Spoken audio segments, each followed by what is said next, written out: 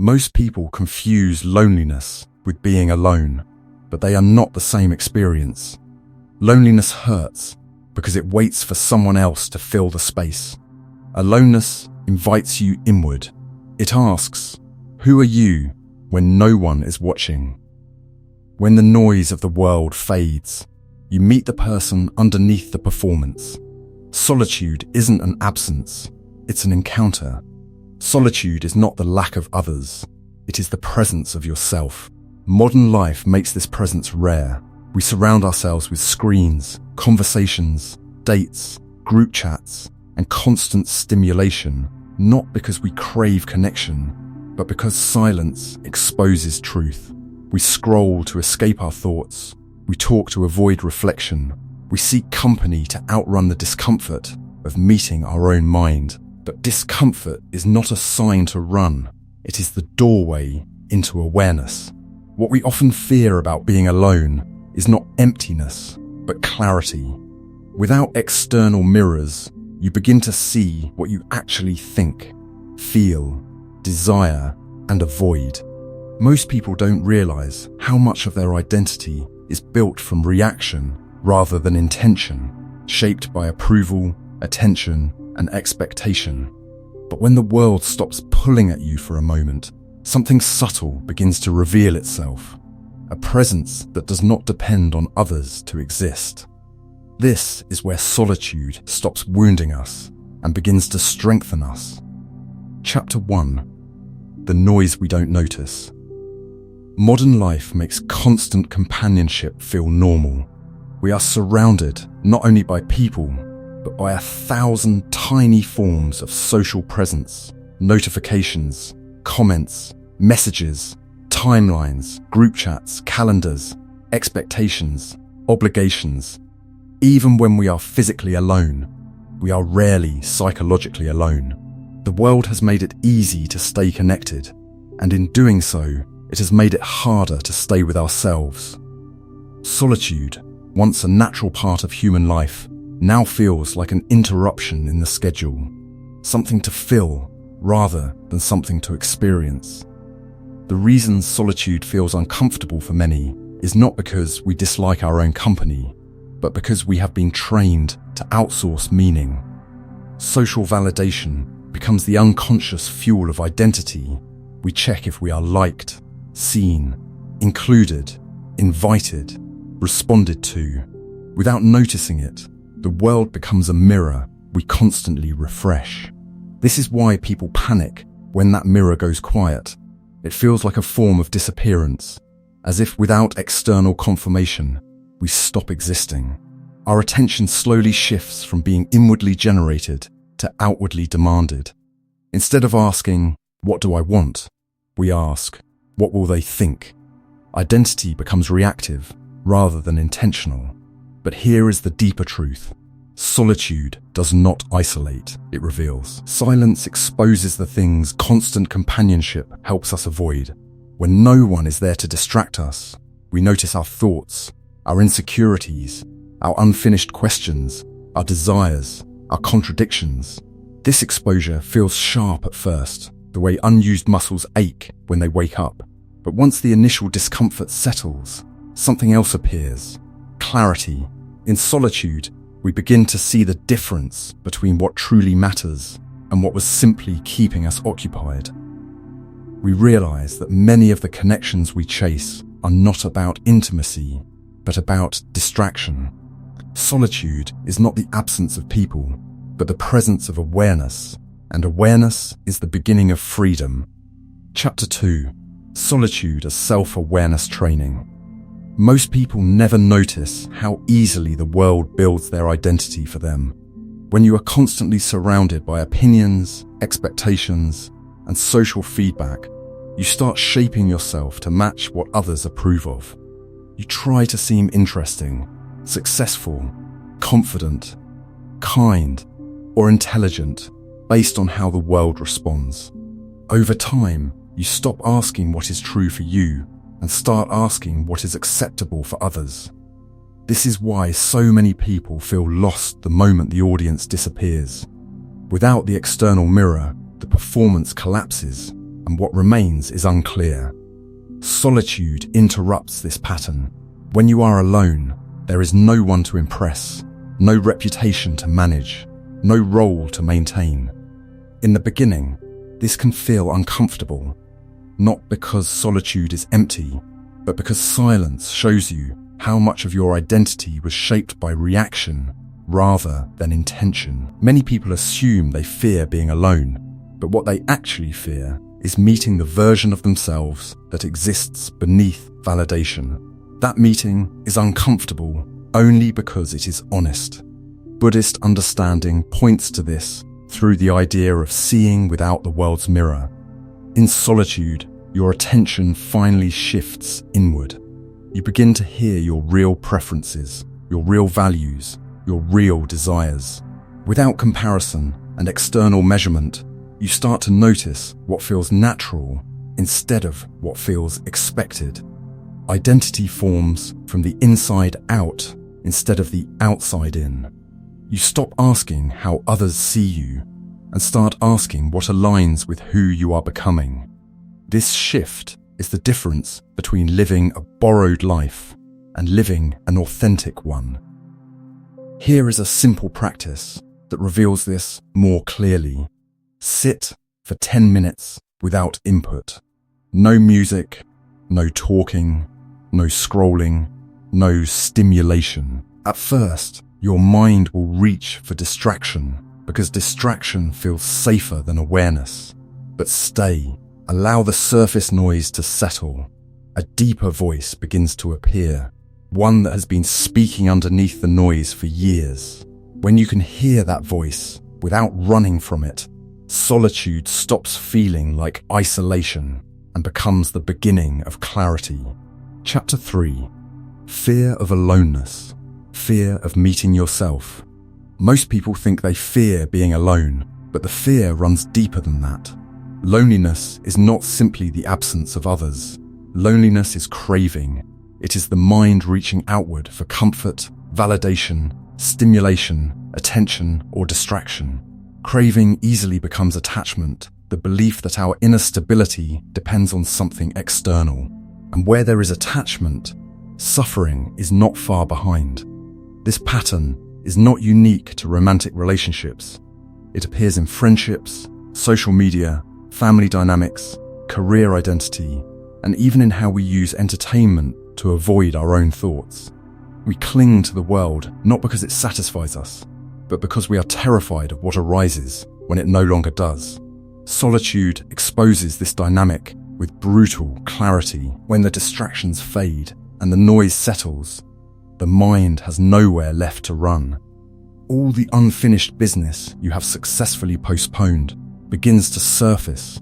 Guilt you never processed, grief you never felt, truths you never admitted, desires you never pursued, values you never honored.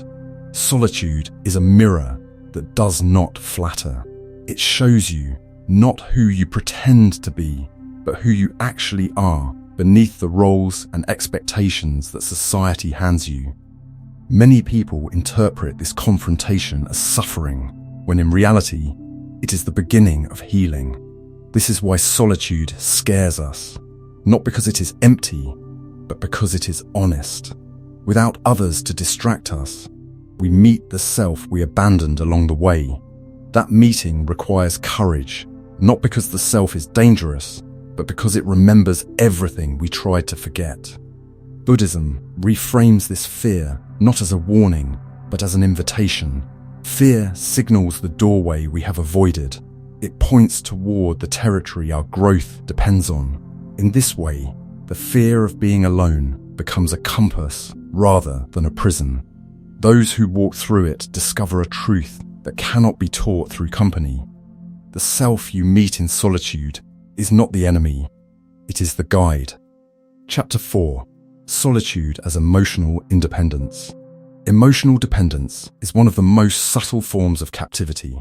When your sense of worth, happiness, and confidence is calibrated to the reactions of others, you spend your life adjusting yourself to maintain approval.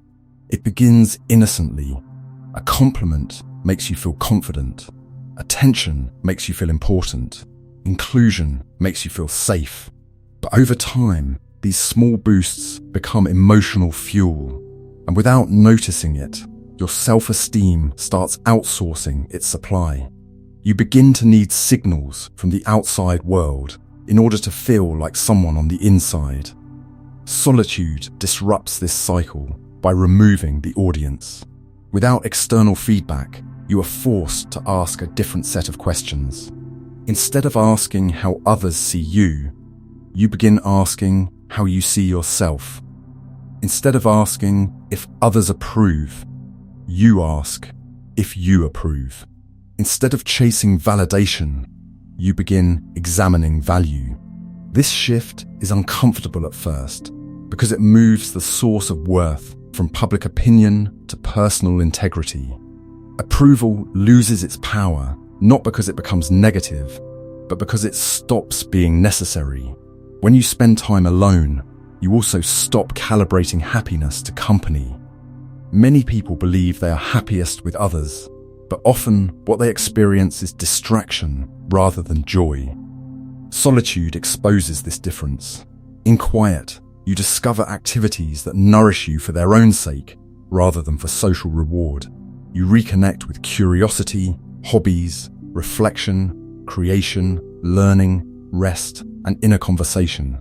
This self-generated fulfillment is more sustainable because it does not collapse when circumstances change. It cannot be taken away by absence or disapproval. Perhaps the most important shift is the development of self-trust. When you rely on others for direction, you lose confidence in your own judgment. But when you practice solitude, you learn to make choices without external supervision. You start to observe your thoughts without panic, navigate emotions without avoidance, and make decisions without seeking permission. The more you experience this, the more you realize you can handle your inner world on your own. This is what emotional independence looks like in practice. Over time, solitude changes your identity. You become the person who can stay with yourself. Happiness stops being conditional, worth stops being outsourced, and the fear of being alone turns into the ability to stand alone. That ability is not the absence of connection. It is the foundation that makes every future connection healthier. Chapter 5. The Forge of Self-Reliance. There is a kind of strength that only solitude can teach. Most people believe peace comes from the world behaving in a certain way, people treating them well, plans unfolding smoothly, emotions staying polite and manageable. But this form of peace is fragile because it depends on circumstances. When life becomes unpredictable, that peace shatters. Solitude introduces a different approach. It trains you to generate peace internally rather than depend on the world to supply it. At first, this feels unfamiliar because most of us have spent decades looking outward for comfort instead of inward for stability. Modern life makes this harder because it constantly offers easy dopamine. Entertainment, social media, messaging, and constant stimulation create an external feedback loop that regulates mood from the outside. When these inputs disappear, withdrawal sets in. Boredom, anxiety, or restlessness surface because the mind has forgotten how to regulate itself. Solitude breaks that dependency. Without external stimulation, the nervous system learns to settle, attention learns to anchor, and emotions learn to move without needing distraction. In this way, solitude detoxes the mind from its reliance on external dopamine. Another lesson solitude teaches is responsibility for your internal weather. When you are surrounded by others, it is easy to blame the world for your emotional state. Someone else made you angry, someone disappointed you, someone ignored you, someone validated you. In solitude, there is no one to pin your storms on. Your reactions become visible, your patterns become undeniable, and your triggers stop hiding. This accountability is uncomfortable, but it is also liberating. You discover that you are not simply a victim of emotional weather. You are the one generating it.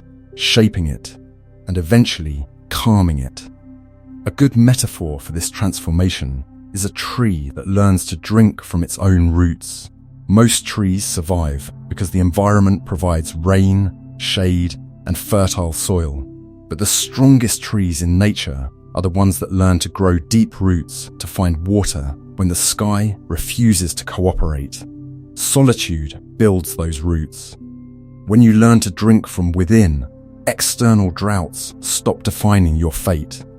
You stop negotiating your stability with the world and start cultivating it at the source. That is self-reliance, and once it forms, it becomes very difficult for the world to take it away. Chapter 6. The quiet companionship within. There is a stage in solitude where the mind no longer feels like a stranger. In the beginning, being alone can feel barren and sharp, like an empty house with echoes. But as awareness deepens, solitude begins to change in texture.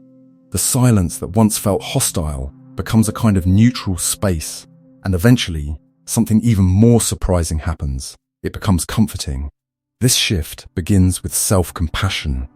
Most people are harsh with themselves because they only hear their inner voice when it appears as criticism. In company, the noise of others covers it. In solitude, it becomes impossible to ignore. Instead of fighting it, you learn to soften toward it. You learn to speak to yourself the way you would speak to someone you care about. This is where the companionship begins. Self-compassion leads naturally into self-acceptance. Acceptance does not mean approval. It means recognition. Instead of demanding perfection, you begin to acknowledge your limits, your wounds, your contradictions, and your needs without turning them into sins. Many people chase social environments because they are trying to escape parts of themselves they do not want to sit with. But acceptance dissolves that urgency. When there is nothing inside you that you are trying to run from, solitude no longer feels like confinement. It becomes a space where you can breathe without performing, without defending, and without explaining. This creates a gentle intimacy with the mind. Intimacy here does not mean intensity. It means familiarity. It means knowing how your thoughts move, how your emotions rise, how your fears whisper, and how your dreams surface. It means noticing the small shifts in your inner weather before they escalate. This intimacy gives you power, not in the aggressive sense, but in the sovereign sense. You stop being surprised by your own mind. You stop treating your emotions as invaders. You begin to understand the language of your inner world, and that understanding is one of the most valuable forms of companionship a person can ever develop. Gradually, solitude transitions from empty to nourishing. What once felt like deprivation becomes a form of feeding.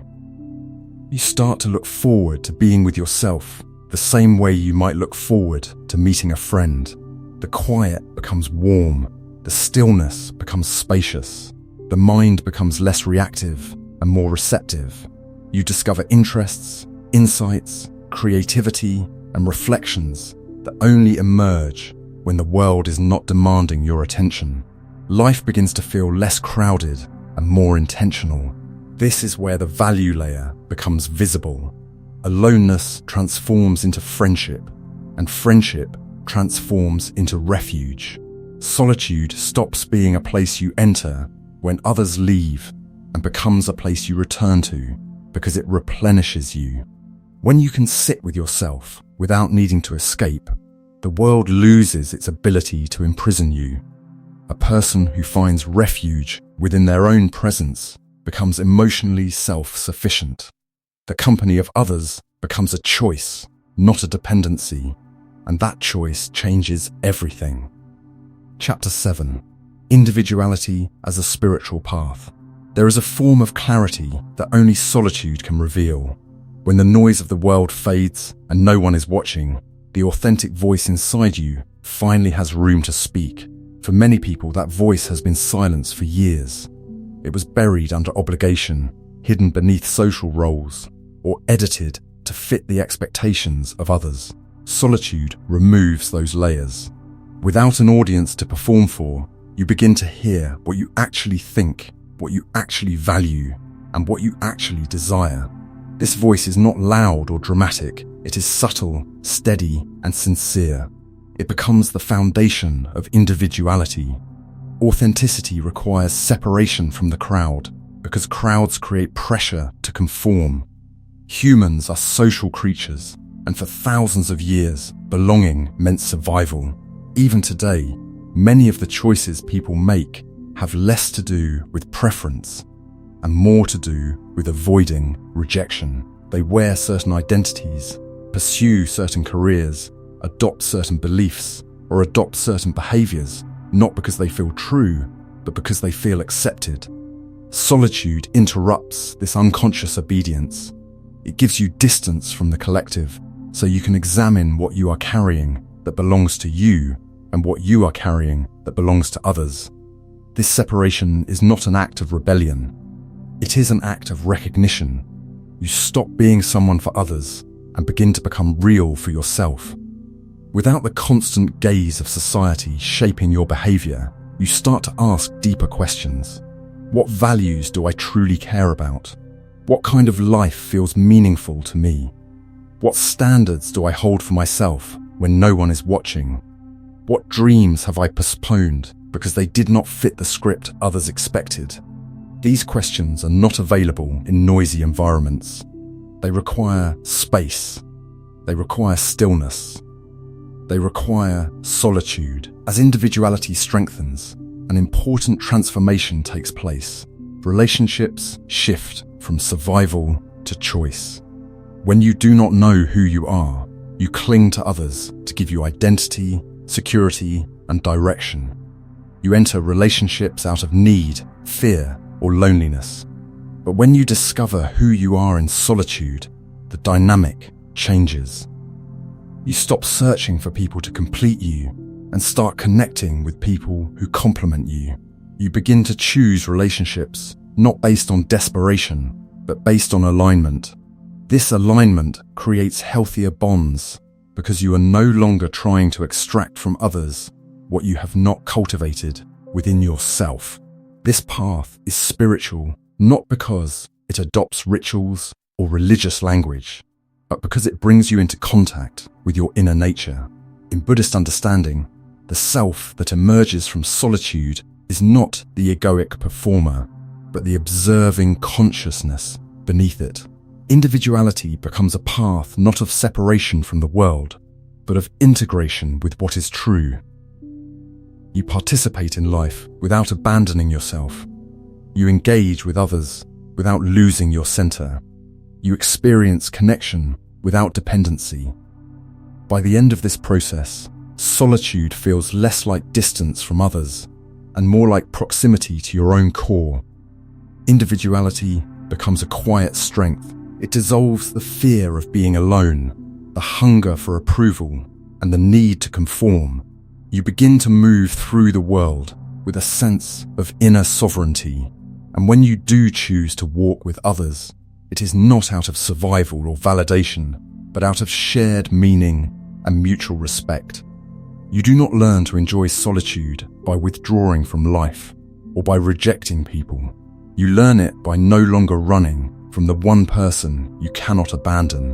When you can sit with your own mind, without distraction, without entertainment, and without the need to be seen, something subtle begins to unfold.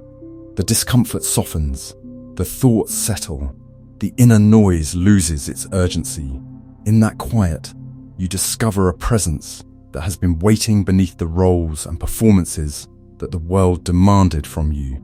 Most people spend their lives escaping themselves because they were never taught how to stay.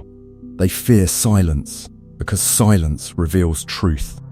They fear solitude because solitude interrupts the illusion that worth must come from outside.